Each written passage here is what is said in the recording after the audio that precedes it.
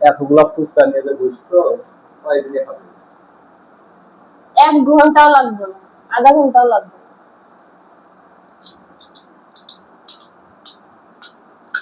নরম হয়ে গেছে।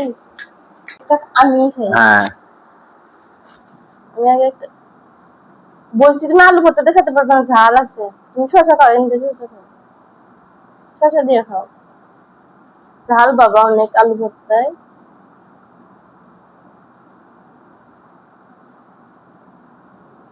আমি একটা ফুচকার দোকান দিলেই তো ভালো হয়, কিন্তু ভালোই সাজাইতে পারো ফুচকা।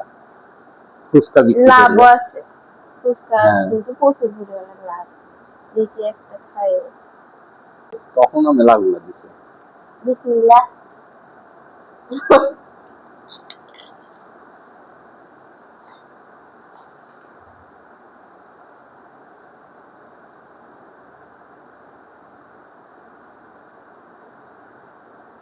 টেস্ট বুঝতেছে, কফি টেস্ট অনুভব করতেছে যে ফুচকার কেমন টেস্ট লাগে।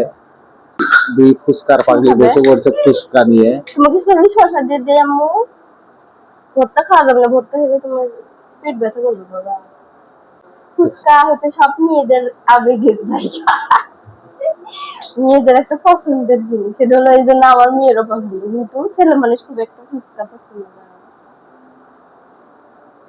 আমার মেয়ে আমার মতোই ফুচকা লাভার। কেন বাবা, কেমন লাগে ফুচকা? দারুণ। আগে আমরা কত খাইতাম। স্কুল পলায় খালি ফুচকা খাইতে নাকি? কলেজে বেশি খাওয়া। আমাদের স্কুলে থাকতে তখন ফুচকা নাম ছিল না, ফুচকা নামলো কলেজে উঠে গেল। কলেজ ফাঁকি দেওয়া ফুচকা খাইতে নাকি? না, কলেজের ভিতরে ক্যান্টিন আসছে না, ক্যান্টিনে বেশিরভাগ আমি যেদিন টিফিন না নিয়ে গেছি সেদিন ফুচকা বেশি খাইছি। ফুচকা যে ফুচকা না থাকছে মাখামাখি, এই দুইটা জিনিস বেশি খাওয়া হয়েছে।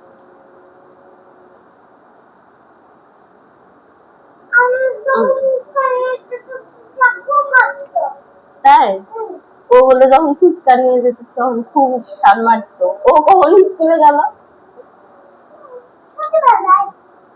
ছোটবেলায় স্কুলে গেছে। আর তুমি কি এখন তাহলে বড়? ও এখন বড়। আমার মেয়ে হলো পাখনা বুড়ি।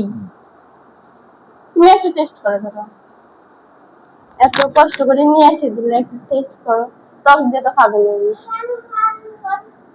অর্ধেক না দিত।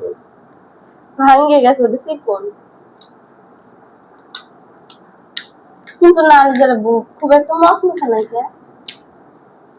নিয়ে এসছি তো নরম হয়ে গেছে। ইয়ে হয়ে গেছে তা না। আসলে ব্যাপার না, আরো 2 প্লেট যদি তোমাকে দেওয়া যায় তো ওরাও ব্যাপার না। ওই আরেকজন দেখো গোবা গপ মারিচ্ছে,